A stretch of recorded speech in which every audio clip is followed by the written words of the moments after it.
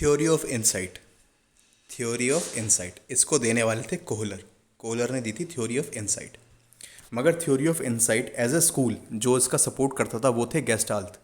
जितने भी गेस्टाल्टवादी थे या गेस्टाल्ट थ्योरिस्ट थे वो सब थ्योरी ऑफ इंसाइट का समर्थन करते थे। ठीक है, दे वर सपोर्टर ऑफ इट। तो gestalt were in favour of heredity. जो गेस्टाल्ट लोग थे ये थे फेवर ऑफ हेरिडिटी में, मतलब ये आनुवंशिकता को मानते थे, यानी ये नेचर को मानते थे। वो थी ना नेचर वर्सेस नर्चर डिबेट, तो उसमें गेस्टाल्ट जो लोग थे ये थे नेचर की तरफ, यानी हेरिडिटी की तरफ थे ये लोग। ठीक है, जो गेस्टाल्ट शब्द है ये जर्मन भाषा का शब्द है अपने आप में। Gestalt word is from German language. इसका मतलब होता है to view as a whole, complete. किसी भी चीज़ को एज अ होल देखना, कंप्लीट देखना। To see in beautiful manner, to see in beautiful manner, किसी को उसकी खूबसूरती के लिए देखना। ठीक है, पूरा देखना और उसकी खूबसूरती के लिए देखना। यानी इसका एग्जांपल ये हो सकता है कि अगर आप किसी इंसान को देख रहे हो तो उसके हाथ पैर आँख नाक, उसकी कमर, उसके पेट, मतलब उस पे उनके उसके बॉडी के पर्टिकुलर पार्ट्स के ऊपर फोकस ना करते हुए उसे एज अ इंसान पूरा देखो। ठीक है, कि वो एज अ पूरा इंसान कैसा है।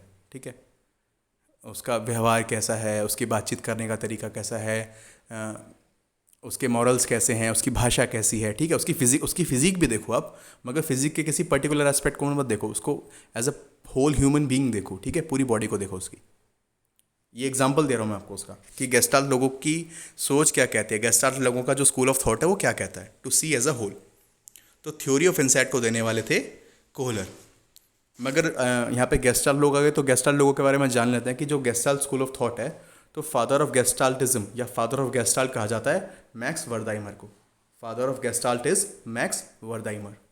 ठीक है, और insight theory was given by Kohler. Insight theory was given by Kohler.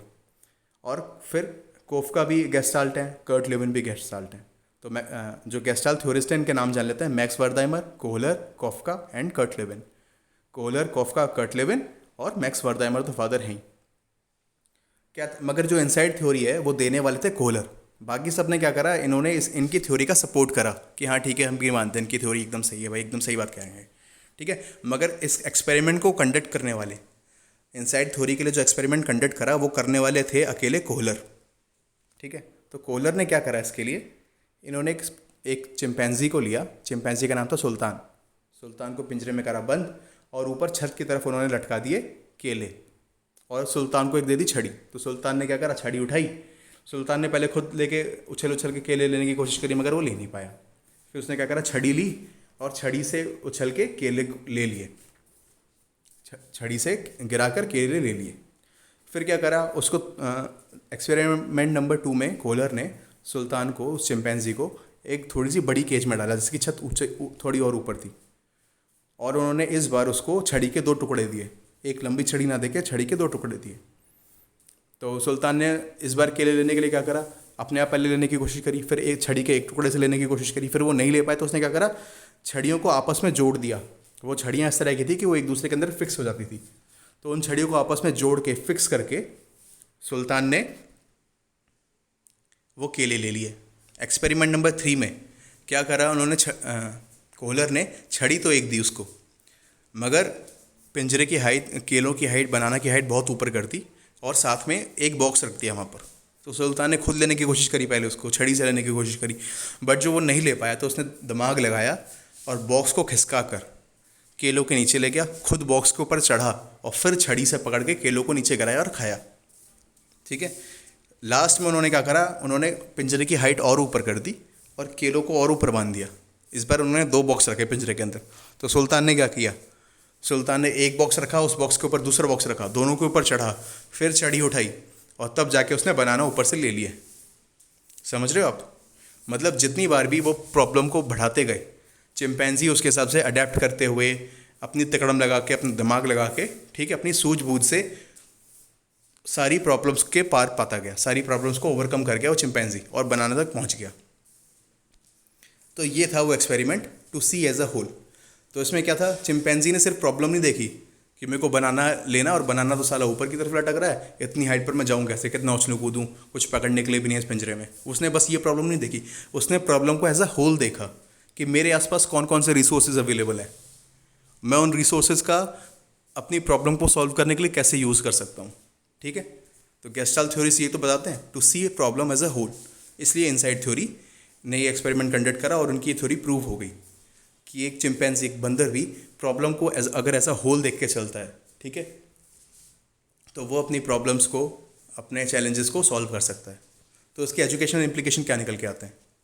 Educational implication ये है कि इनसाइड थ्योरी वाले जो हैं ये लर्निंग बाय डूइंग को मानते हैं। इनसाइड थ्योरी वाले भी, मतलब गेस्टाल्ट वाले भी लर्निंग बाय डूइंग को मानते हैं। और learning by doing was given by, learning by doing को देने वाले कौन थे? John Dewey. जॉन डीवी ने लर्निंग बाय डूइंग दिया था। मगर जो गेस्टाल्ट वाले हैं वो भी इनकी लर्निंग बाय डूइंग वाली बात को सपोर्ट करते हैं, ठीक है, फोकस करते हैं कि किसी भी चीज़ को सिखाना है अगर, तो बच्चों को कुछ अगर सिखाना है तो वो चीज़, वो काम उनको खुद करने दो, तभी जाके वो बेटर सीख पाएंगे। लेस फोकस ऑन प्रैक्टिस, ये लोग कहते हैं less focus on practice, practice नहीं करवानी चाहिए, अभ्यास के विरोधी होते हैं गेस्टाल्ट लोग।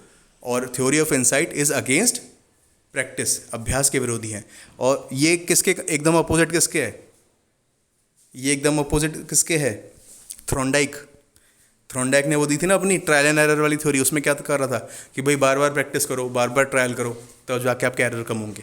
मगर गेस्टाल्ट लोग ये नहीं मानते, उनका मानना ये है कि आपको अभ्यास करना ही नहीं है, प्रैक्टिस नहीं करनी है, ठीक है। अगर आप किसी भी प्रॉब्लम को सॉल्व करने लायक होगे, अगर आपकी मेंटल कैपेसिटी, फिजिकल कैपेसिटी किसी भी प्रॉब्लम को सॉल्व करने की ऑलरेडी है, तो आप उसको कर ही लोगे, चाहे देर से करो चाहे सवेर से करो, चाहे उसमें टाइम भले ही लग जाए, मगर आप उसको सॉल्व कर लोगे। आपको प्रैक्टिस की ज़रूरत नहीं है, ठीक है। आप अपने आप ही कोई ना कोई सूझबूझ निकाल लोगे जिससे आप उसको सॉल्व कर सको।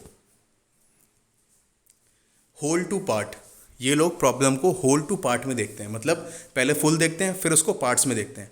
मैक्सिम मतलब ये इनका फॉर्मूला है, whole to part maxim, based on it. जो होल टू पार्ट वाला जो मैक्सिम है फॉर्मूला, मैक्सिम का मतलब होता है फॉर्मूला, जो होल से पार्ट वाला जो फॉर्मूला है वो इसके ऊपर बेस्ड है, इस इनसाइड थ्योरी के ऊपर बेस्ड है कि हम प्रॉब्लम को पहले एज अ होल देख रहे हैं, फिर उसको पार्ट्स में डिवाइड कर करके सॉल्व कर रहे हैं।